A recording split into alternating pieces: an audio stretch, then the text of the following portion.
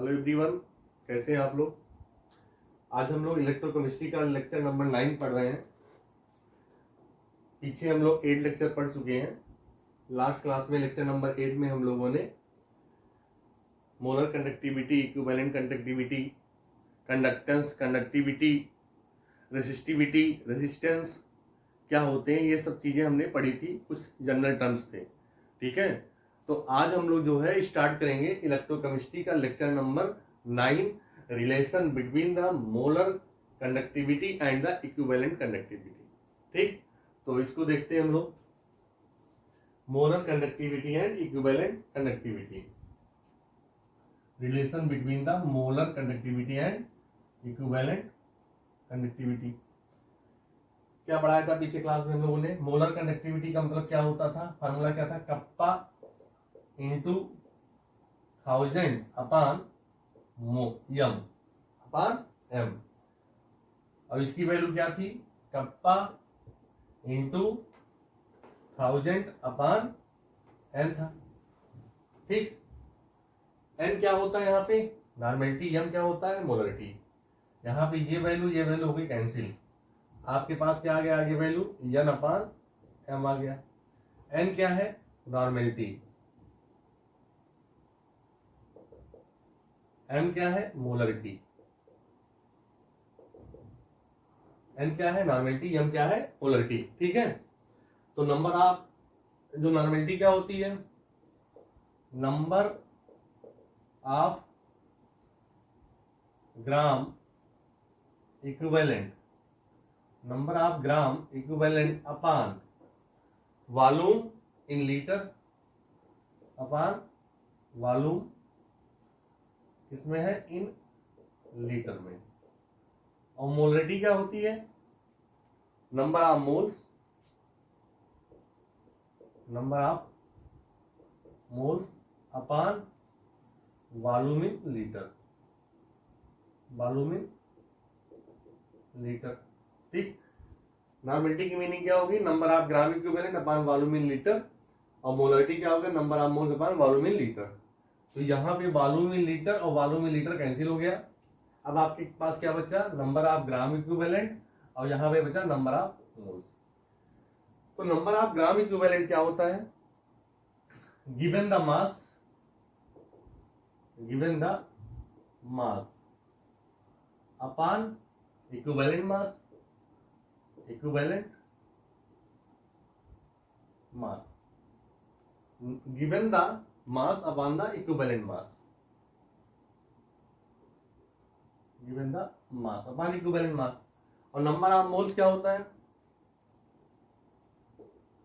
Given the mass upon number of moles equal to given the mass upon molar mass, molar mass. तो यहाँ पे given the mass क्या हो जाएगा, cancel, given the mass cancel हो गया।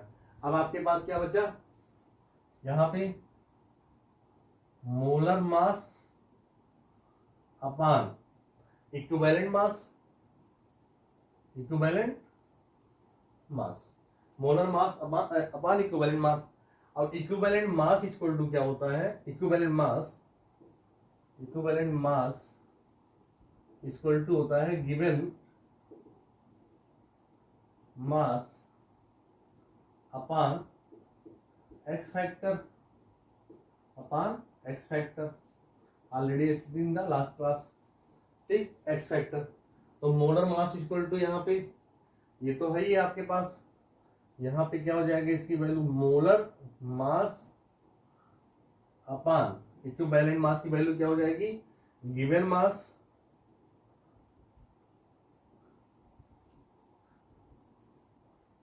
मास नहीं होता, मोलर मास होता है इसका।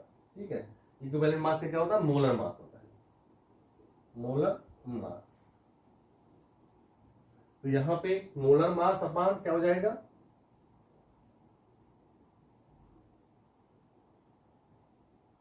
मोलर मास अपान एक्स, ये वैल्यू हो गई इसकी इक्विवेलेंट मास की। तो यहां पे आपका क्या हो गया, मोलर मास हो गया कैंसिल, मोलर मास कैंसिल हो गया, बचा क्या आपके पास, ओनली बचा क्या, एक्स।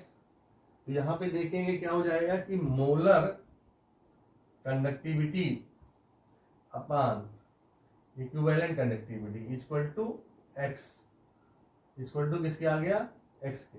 तो molar conductivity and equivalent conductivity equal to the X है। और एक्स क्या है, एक्स एक फैक्टर है जिसको बोलते हैं हम लोग वैलेंसी फैक्टर। क्या है, वैलेंसी फैक्टर होता है। वैलेंसी फैक्टर जो एसिड बेस और साल्ट के केस में अलग अलग होता है, ठीक है। जैसे एसिड के केस में क्या होगा, number of basicity, number of basicity that is hydrogen ion कितने प्रेजेंट होंगे। बेस के केस में क्या होगा, एसिडिटी,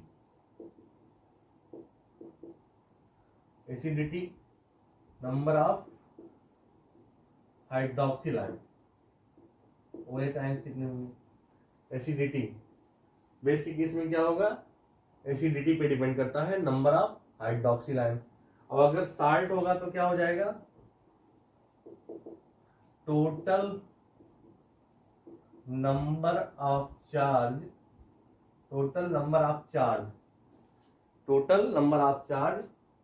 चाहे वो केटायन हो, केटायन और anion, total number of charge cation और एनायन, ठीक। किस पे डिपेंड करेगा, साल्ट में total number of charge cation और एनायन, ये हो जाएगा एक्स फैक्टर। क्या होगा, एक्स फैक्टर। तो ये है relation between the molar conductivity and equivalent conductivity, ठीक है। इसको आप लोग नोट करिए।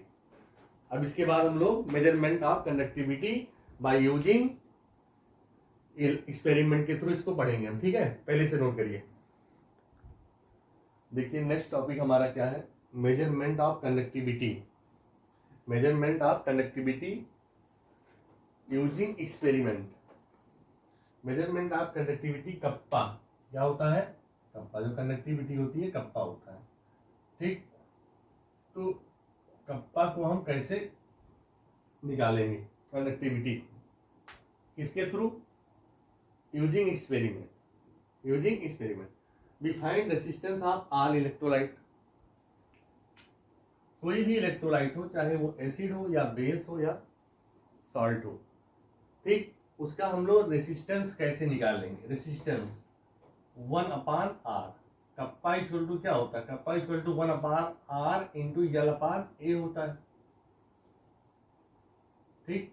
Resistivity L/A cell constant. तो हमें क्या निकालना, हमको निकालना है R, किसके थ्रू, बाय यूजिंग एक्सपेरिमेंट। जब हम R निकाल लेंगे तो हमें क्या निकल जाएगा, कप्पा निकाल लेंगे कंडक्टिविटी। इसके लिए सबसे पहले क्या करते हैं, इस एक्सपेरिमेंट के थ्रू समझिए इसको आप। एक कंडक्टिंग सेल ली जाती है, कैसी सेल होती है, कंडक्टिंग सेल ली गई है। एक सेल है कंडक्टिंग, इसमें क्या है, ये 2 इलेक्ट्रोड है, एक इलेक्ट्रोड ये है, एक इलेक्ट्रोड ये है, ठीक। ये क्या हो जाएगा, एक होगा कैथोड और ये हो जाएगा क्या, एनोड, ठीक। एनोड पे पॉजिटिव चार्ज और कैथोड पे क्या है यहाँ पे निगेटिव। तो यहां पे क्या होगा, जो ये सेल है, इस सेल में क्या लिया गया है, एक इलेक्ट्रोलाइट है, क्या है, इलेक्ट्रोलाइट है। और इलेक्ट्रोलाइट में कैसा सोल्यूशन है, आयनिक है, क्या है, आयनिक, क्योंकि इलेक्ट्रोलाइट में क्या प्रेजेंट होते हैं, आयंस होते हैं। और इस सेल को चारों तरफ से एक कोटिंग की गई है, ये जो ब्लू कलर का मैंने बनाया है सराउंडिंग एरिया, ये क्या है, एक कोटिंग है जिसको बोलते हैं नॉन कंडक्टिंग थर्मोस्टेट कोटिंग। मतलब यहाँ एट 25 डिग्री टेम्परेचर कांस्टेंट है, यहाँ पे टेम्परेचर को कांस्टेंट कर दिया गया है इस कंडक्टिंग सेल पे, ना यहाँ पे हीट ट्रांसफर होगी ना हीट गेन होगी एट कांस्टेंट टेम्परेचर पे। दूसरी चीज क्या है कि conducting water specific conductance nearly 0। यहाँ पे जो कंडक्टिंग वाटर लिया गया है एक इलेक्ट्रोलाइट के फॉर्म में, ये क्या है, वाटर है, जिसकी स्पेसिफिक कंडक्टिविटी क्या होती है, नियरली जीरो होती है। क्या होती है, नियरली जीरो। स्पेसिफिक कंडक्टिविटी क्या होती है, नियरली जीरो के आसपास होती है, इसलिए इसको लिया गया। फिर क्या है यहाँ पे आगे, ये पूरी सेल है हमारी कंडक्टिंग सेल, जिसकी समरी हमने बताई आपको कैसे कैसे है, किस तरह से ये बनी है। कैथोड है, एनोड है, नॉन कंडक्टिंग थर्मोस्टेट कोटिंग ली गई है, जिससे हीट क्या हो, ट्रांसफर ना हो, ना हीट गेन हो, ना हीट लूज हो, और 25 डिग्री पे टेम्परेचर रखा गया इसको। यहाँ पे देखिए क्या लिया गया, यहाँ पे बताया गया कि we find resistance to all electrolyte by using Wheatstone bridge, by using Wheatstone bridge. तो व्हीटस्टोन ब्रिज लिया गया यहाँ पे, फिजिक्स में आप लोगों ने पढ़ा होगा इस टॉपिक को। क्या है, Wheatstone bridge is balance when no current pass through detector और गैल्वेनोमीटर। व्हीटस्टोन ब्रिज क्या होता है, बैलेंस होता है जब यहाँ पे कोई भी करंट पास नहीं होती है। Wheatstone bridge is balance when no current pass through detector और गैल्वेनोमीटर। ठीक, यहाँ पे क्या है, जीरो डिफ्लेक्शन होगा। कैसा होगा, जीरो डिफ्लेक्शन होगा जब तक कोई करंट पास नहीं होगी। यहाँ पे ये इलेक्ट्रोलाइटिक कंडक्टिंग सेल जो है, इससे ये वायर को कनेक्ट कर दिया गया। देखिए यहाँ पे ये पॉजिटिव एक कैथोड का है और दूसरा क्या है, एक एनोड का है, इसको कनेक्ट कर दिया गया। ये प्रोसेस स्टार्ट हो गई। ठीक, इसके बाद यहाँ पे करंट का सोर्सेस क्या दिया गया, एसी। एसी करंट का सोर्सेस है जो अल्टरनेटिव करंट होता है। कैसा सोर्स दिया गया है, एसी करंट का सोर्स दिया गया। यहाँ पे जीरो डिफ्लेक्शन बता रहा था। अब देखिए यहाँ पे क्या है, ये इस पे करंट अप्लाई किया गया, इस पे व्हीटस्टोन ब्रिज पे। जब इस पे करंट अप्लाई किया गया, कौन सा, एसी करंट, तो ये प्रोसेस स्टार्ट हो गई। दूसरी चीज, एसी करंट के बाद अगर हम लोग इसको एसी के बजाय डीसी दे दें, क्या दें, डीसी, तो क्या होगा, इफ डीसी करंट यूज, अगर डीसी करंट अप्लाई करें तो क्या होगा, आयंस डिपॉजिट ऑन इलेक्ट्रोड। जो आयन होंगे वो कहां पे डिपॉजिट हो जाएंगे, इस इलेक्ट्रोड पे डिपॉजिट हो जाएंगे। जब आयन इलेक्ट्रोड पे डिपॉजिट होंगे तो धीरे धीरे क्या होगी, ये जो प्रोसेस हो रही है ये स्टॉप हो जाएगी। इसीलिए क्या करते हैं, यहाँ पे एसी सोर्सेस दिया जा रहा है, तो आयंस डिपॉजिट ऑन इलेक्ट्रोड। दूसरी चीज, टू प्रिवेंट एनी इलेक्ट्रोलिसिस, क्या हो रहा है, जब एसी करंट पास करते हैं तो कोई भी इलेक्ट्रोलिसिस प्रोसेस नहीं होती है। इलेक्ट्रोलिसिस प्रोसेस का मतलब ये है, जैसे यहाँ पे ये NaCl है, सपोज करिए कि ये क्या है, इलेक्ट्रोलाइट है, तो जब इस पे electrolysis process AC current pass करेंगे, इलेक्ट्रिक करंट पास करते हैं, तो यहाँ पे Na प्लस क्या होता है, Cl, आयंस के फॉर्म में डिसोसिएट हो जाता है। इलेक्ट्रोलिसिस प्रोसेस होती है तो स्प्लिटिंग ऑफ आयंस हो जाता है, तो यहाँ पे आयंस स्प्लिटिंग नहीं होते हैं। ठीक है, क्या है, to prevent any electrolysis if DC current use then ions pass, ions deposit on electrodes. दूसरी चीज, galvanometers which show zero deflection. Galvanometer क्या शो कर रहा है, जीरो डिफ्लेक्शन शो। तो ये पूरी इसकी मैकेनिज्म है। यहाँ पे कंडक्टिविटी सेल जो दी गई है, कंडक्टिंग सेल, और दूसरा दिया गया है व्हीटस्टोन ब्रिज। अब देखिए यहाँ पे R1, R2, R4, R3, ये सारे क्या है, रेसिस्टेंस है। क्या है, रेसिस्टेंस है। ये सब क्या शो कर रहे हैं, रेसिस्टेंस शो कर रहे हैं। R1, R2, R3, R4। जो R3 है ये कैसा रेसिस्टेंस है, अननोन है। क्या है, अननोन है। यहाँ पे R1 की वैल्यू पता है हमें, नोन है। ठीक है, R2 भी क्या है, नोन है। ठीक, और R4 भी क्या है, नोन है। और ये R3 क्या है, अननोन है, अननोन है। तो हमें किसकी रेसिस्टिविटी निकालनी है, R3 की निकालनी है। क्या निकालनी है, रेसिस्टेंस निकालना है। यहाँ पे इसका रेसिस्टेंस निकालना है R3 का। तो यहाँ पे क्या है, जो रेशियो निकलेगा, when ratio of known R1/R2 equal to R3/R4।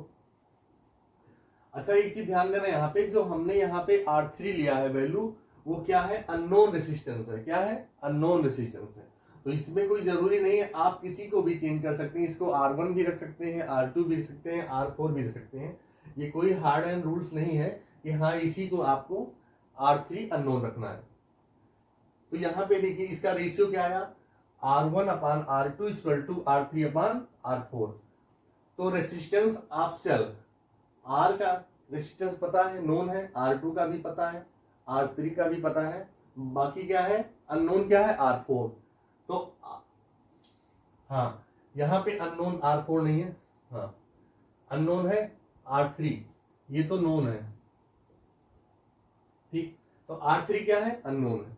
तो R3 क्या निकालेंगे, resistance of cell, resistance of cell R3 equal to हो जाएगा R1/R2 multiply R4, R1/R2 multiply R4। ये वैल्यू आपको निकल के आ गई किसकी, R3 की, रेसिस्टेंस ऑफ सेल। जब यहां से आपको R की वैल्यू निकल गई तो हम लोग क्या निकाल लेते, be find resistance of all electrolyte by using Wheatstone bridge. अब यहां से R की वैल्यू निकल के आ गई तो हमें क्या निकालना, क्या मेजर कर रहे थे, एक्सपेरिमेंट क्या है, measurement of conductivity kappa using experiment. तो कप्पा इक्वल टू क्या होता है, कप्पा इक्वल टू होता है R1/R इंटू L/A। तो यहां पे जो R है ये क्या है, रेसिस्टेंस ऑफ सेल है, क्या है, रेसिस्टेंस ऑफ सेल। तो इसी R को हम लोग क्या कर रहे थे, आइडेंटिफाई कर रहे थे, और इसको इसके व्हीटस्टोन ब्रिज के थ्रू बाय एक्सपेरिमेंट निकाला गया, ठीक।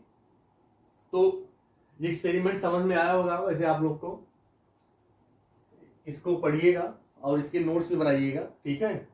और एक बार इसकी थियरी पूरी बुक में पढ़ लीजिएगा, यही टोटल इसकी मैकेनिज्म है। इंपॉर्टेंट क्वेश्चन है, आता भी है क्वेश्चन, ठीक है। पूरी मैकेनिज्म बहुत इंपॉर्टेंट है। तो इस मेथड के थ्रू हम लोगों ने आज सीखा measurement of conductivity kappa using experiment, we find the resistance to all electrolytes by using Wheatstone bridge. NCERT में इसका पूरा कंप्लीट डायग्राम दिया गया है, ऐसे ही बताया गया, आप उसको भी पढ़ सकते हैं, ठीक है। Okay, thank you class.